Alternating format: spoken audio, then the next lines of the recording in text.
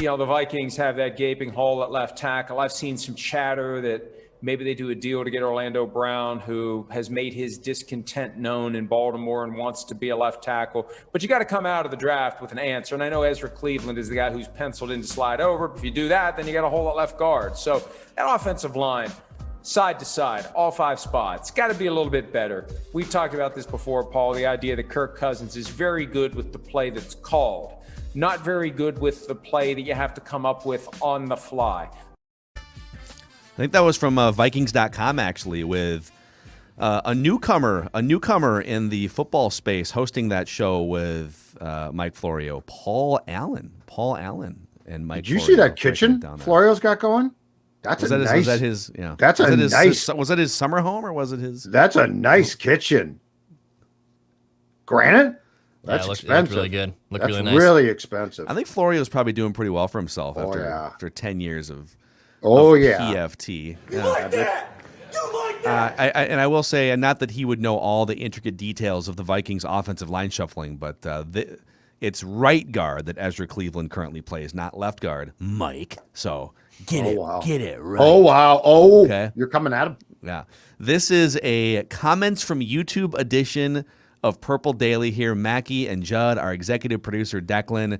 And Purple Daily is presented by TCL. Enjoy more of what you love with TCL. All kinds of great comments and questions. We take any and all from you guys each week. We do monitor the comment section. We love the community that you guys have helped us create through Purple Daily. Whether you listen to the podcast version, whether you listen to us on the radio in the Twin Cities from 5 to 6 o'clock on Score North Radio, or whether you're part of our YouTube community, we love it. We're looking forward to draft week and weekend, and we've got plenty of live and podcast content ready to rock for you late next week. Before we get into some of these comments from YouTube, Declan, I feel like the work is never complete trying to perfect that golf swing, but your friends are helping you quite a bit, it sounds like. Oh, yeah. My friend is the PGA Tour Superstore in Minnetonka. So I went down there a few weeks ago, actually about almost a month ago now, and I've been playing on these old rinky-dink clubs. I've been basically using Dakota Dozier level protection on me when I'm on the course. And don't get me wrong, Dakota Dozier's an admirable human being and he's a great guy. But he probably has no business continuing to be in the NFL for as long as he is. And you're not going to get very far with those clubs. So I went there. I had the swing monitor. They showed me the apex, the spin rate. They told me what clubs could give me more to my game and more yards to my strokes. I'm all for it. I can't wait for it. Was the van fitting experience at the PGA Tour Superstore. Combinations of club heads and shafts. Let me tell you, there was heavier irons. There was lighter irons. I want the lighter ones. I'm a smaller guy. I don't think that's not a shocker to anyone here. So I want these nice lighter irons. It's like butter, just absolutely right in the air. No more bumping and running. I'm putting that baby in the air. I'm getting on the green. Okay, easy, and I Phil can't Mickelson. Wait. Easy. Yep. I'll be breaking 100 this year thanks to my friends at the PGA Tour Superstore in Minnetonka. Whoa. Wow, breaking 100 now. That's good. Yeah, I'll be breaking 100. Big time goals. Okay. All right, comments from YouTube here. Let's start with Wood Turner. He says, you guys, last week we said if we get to 50,000 subscribers, Declan will brush a horse, right? Or soak with a horse or ride a horse. Or ride a horse. With a horse, right? We'll ride a horse. Soak a horse. And Wood Turner says, hey, you have to have something to offer for someone to subscribe.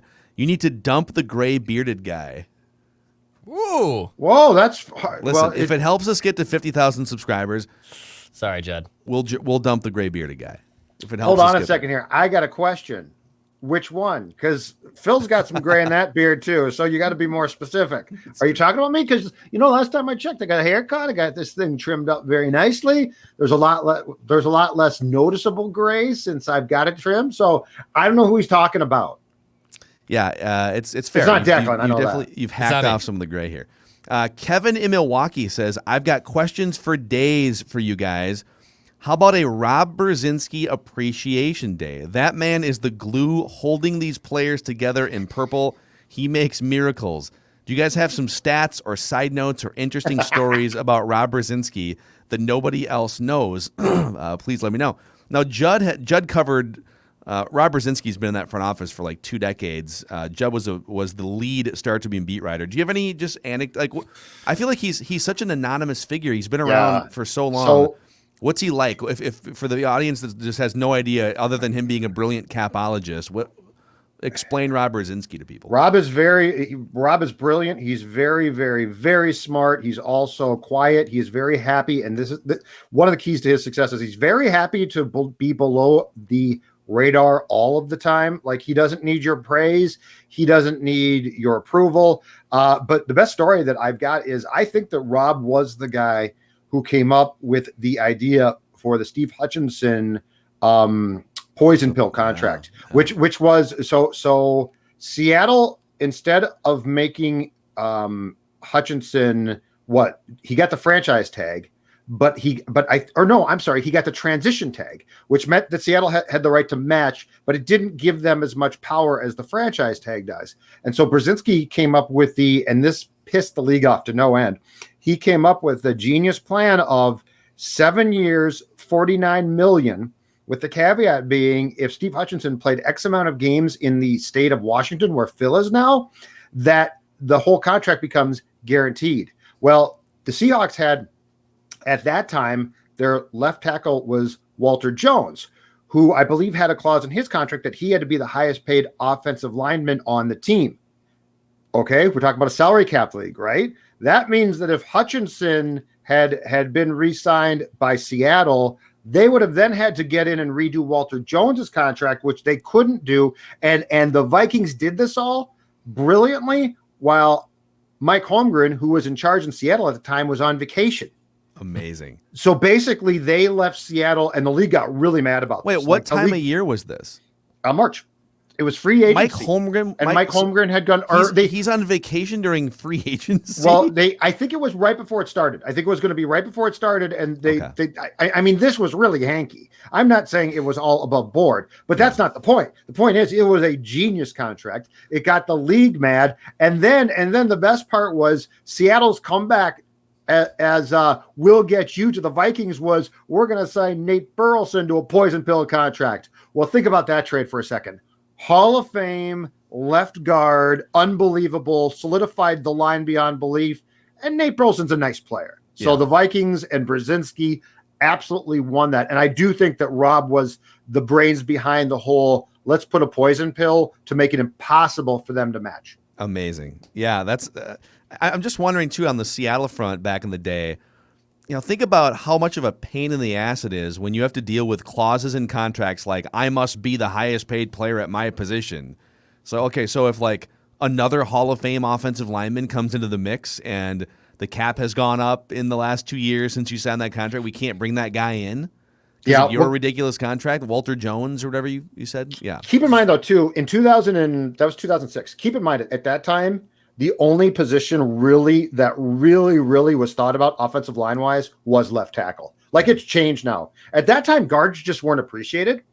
Now it's completely different. But so like at that time, basically the thought process in football, and it was right back then, it's not right now, was your dominant guy that can rush the quarterback is going to be on the right end. So it's the blind side of a right-handed quarterback, and the dominant player, your best player on the offensive line is going to be the left tackle to block said guy.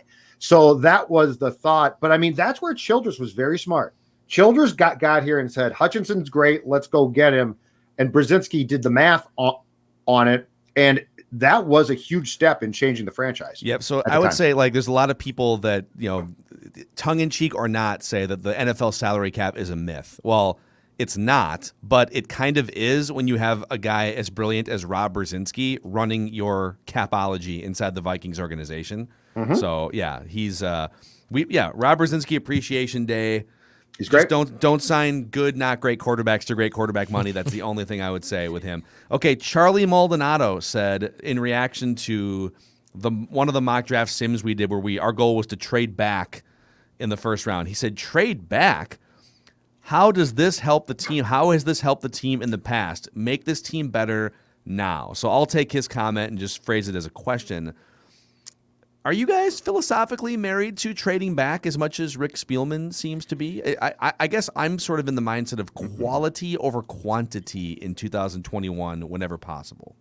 Dex, go ahead.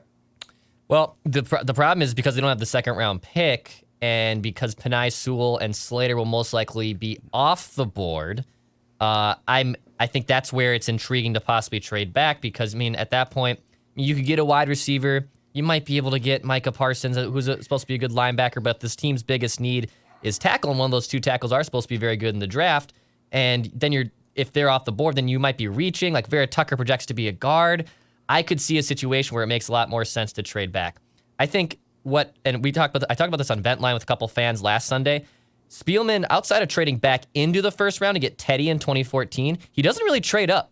He's never really made the splash to trade up in the draft. At least to my recent memory, he's never made that significant of a move. He made up one spot to get Matt Khalil, but he's never made a spot where he went from 14 to 9 to get Slater per se.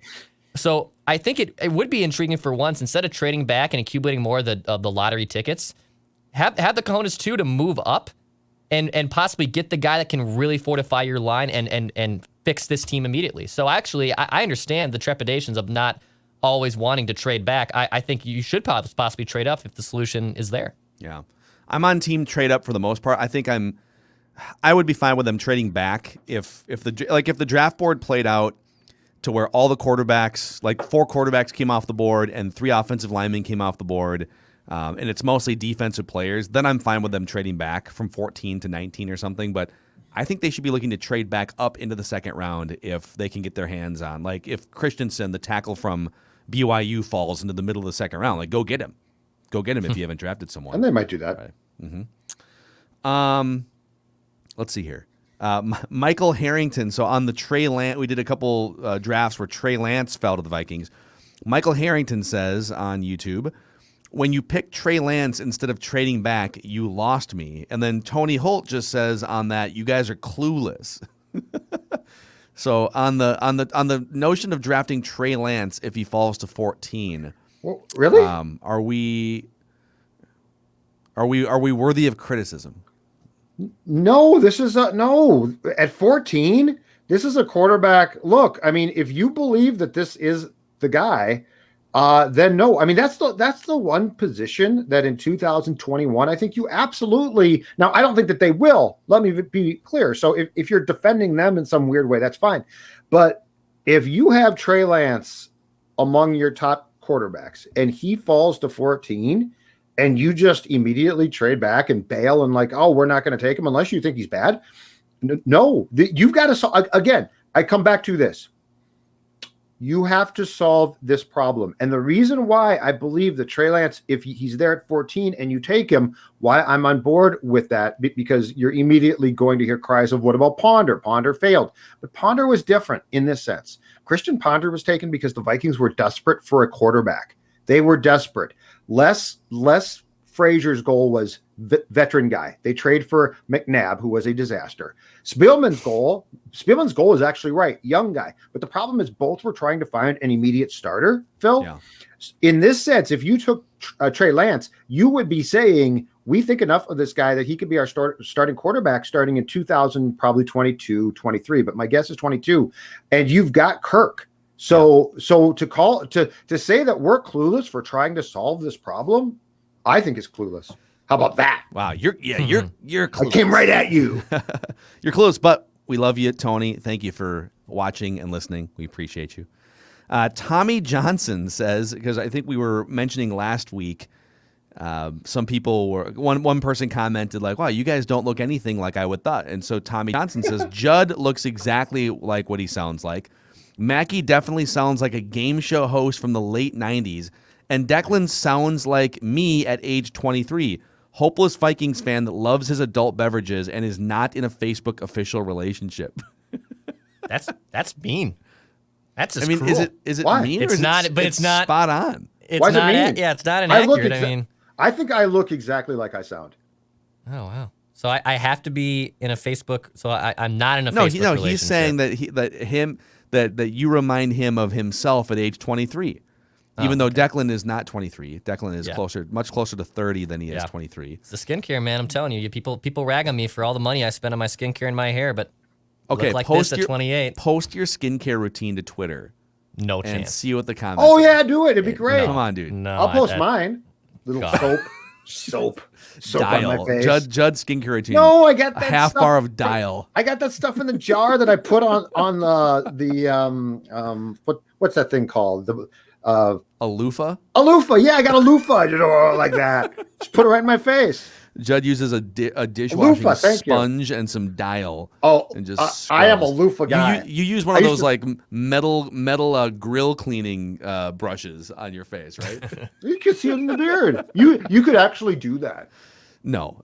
Sure, you could get this all right. stuff out of your beard. Pulford Skull says, Pulford. okay, last week we also talked about Declan offering up to get close to horses if we get to 50,000 followers or subscribers. Declan, come down to Tennessee, Pulford Skull says.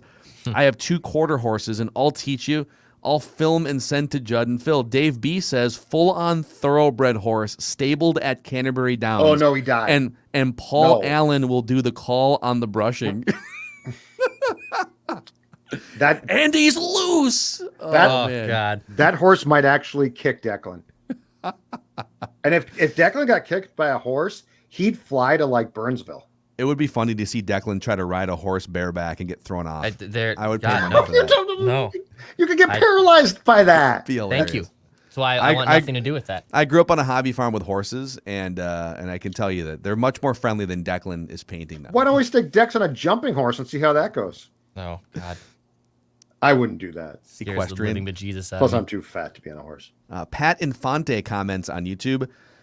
Would Mackey and Judd have to retire or change careers if the Vikings actually won the Super Bowl or even made it with Kirk Cousins? Imagine an NFC Championship game where they have to root against the Vikings just to save any ounce of credibility they might have left. Laugh out loud. All hang up and listen. Listen, Pat. First of all, there's a 0% chance that the Vikings can win a Super Bowl with Kirk Cousins as a top 3 salary cap quarterback. It sucks to say it because that's what he is this year. So I'm basically telling you, like, they can't win a Super Bowl this year with him making that much money. No quarterback in the history of the NFL has ever won a Super Bowl making more than 13% of a team's cap. He's at 17%. If there's going to be a quarterback that bucks that trend, it'll be a Pat Mahomes type, not Kirk Cousins. Mm-hmm. So that's like, if in terms of, would we be rooting against the Vikings if they buck that trend? No, it would be amazing if they buck that trend. But I think, and I don't want to speak for you guys, but what I'm telling you is that trend matters, and they are above that trend line right now. So we're he's here telling them to fix it. So he's saying because I've said that the Vikings aren't going to win a Super Bowl with Kirk Cousins, that I would root against the Vikings in the conference championship game just to be proven right. Would you? No. I would be happy if they were. Are you kidding? Do you know what it would mean for business? For everybody, if this team went to a Super Bowl, do you know what it would mean if this team won a Super Bowl? Do you know how much fun that would be? No, I think you'd be rooting a little bit. You'd be rooting a little for like an interception on the first throw, just a little. Well, if things started to go wrong, then you could be sports dad. Oh well, I mean, let's not forget that we had talked about the fact that the Case Keenum carriage ride, he was going to turn into a pumpkin. And in Philadelphia, when he threw that ball across the field and it got picked, I thought to myself, "There's what I was expecting." So I was vilified, or not? I was proven correct. I shouldn't say vilified by that. But anyway, no, the Vikings at Super Bowl would be spectacular. I was 7 the last time that they went. Also, like, this is what's amazing. Kirk Cousins has come nowhere near a Super Bowl at any point in his career. Right. And people blame everything else around him all the time. If there's one thing wrong around him, it's that thing's fault. It's never his fault. So anyways, Benjamin Nelms, the good news is the Vikings are just 3 pieces away from a Super Bowl. The bad news is those 3 pieces are head coach, quarterback, and GM. I disagree with that. In fact, I think if the season doesn't go well, I would be careful changing all 3 of those. I've been adamant about that on this show. Yep. Those are the pillars of your franchise are ownership, which the Vikings have good ownership, down to GM. They have a good GM. Yep. Head coach, they have a good head coach. Maybe not great at any of those. And they have a good quarterback. Good across the board, right? And that might not equate to Super Bowl, but it certainly doesn't equate to 2-14. There's a reason why the Vikings are a competitive team on a regular basis. If you roll the dice and replace all 3 of those things, there's a good chance one of them is a train wreck because, like, you're probably not going to nail all 3. So you just got to be careful. Like, I would replace one at a time whenever possible. I wouldn't blow the whole thing sky high. Just something to note. And I think if you were to put odds on which one of those three stands the best chance of not being back in 2022, it's the coach. Because the GM, I mean, the GM can always sort of get himself away from being aligned with the coach. Now, the Wilfs might not buy that, but they might. I think Kirk is probably back next year, just off the top of my head, just guessing. So, yeah, and you know what? If the coach gets replaced, a lot of the philosophies do. It would be interesting to see. The thing we don't know is how much the Wilfs truly align Rick with Mike at this point. And if Rick is trying to, in some ways, behind the scenes, sort of distance himself there. Like those are the inner politics of the situation that we just don't know. Yep. Yeah, I really think that Rick is pretty safe at this point. Like he can always say, "Listen, I build good rosters.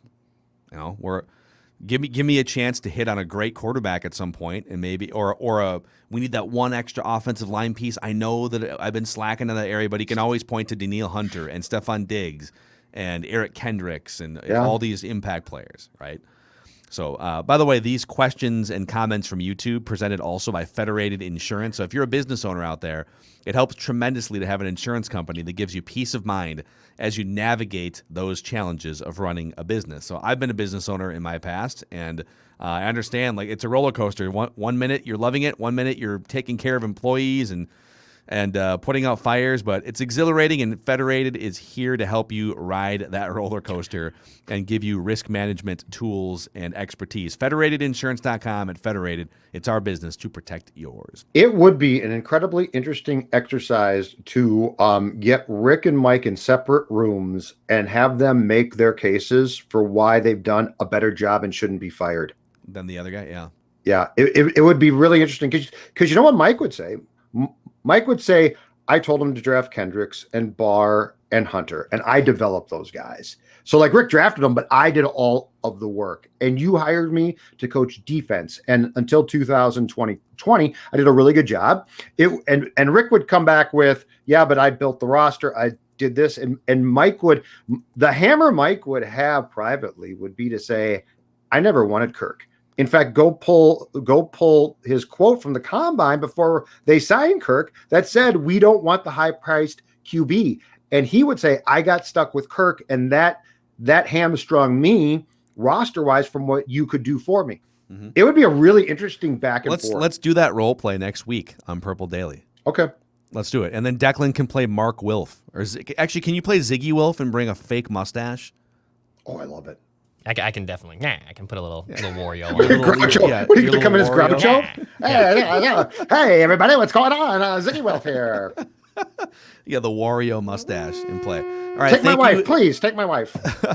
Thanks for all the questions and comments in the YouTube comment section, and for everyone who also listens to the show and interacts with us on other platforms, whether it's Instagram or Twitter. We appreciate you guys, and like we said, we're looking forward to draft week next week, schedule release week in a couple weeks.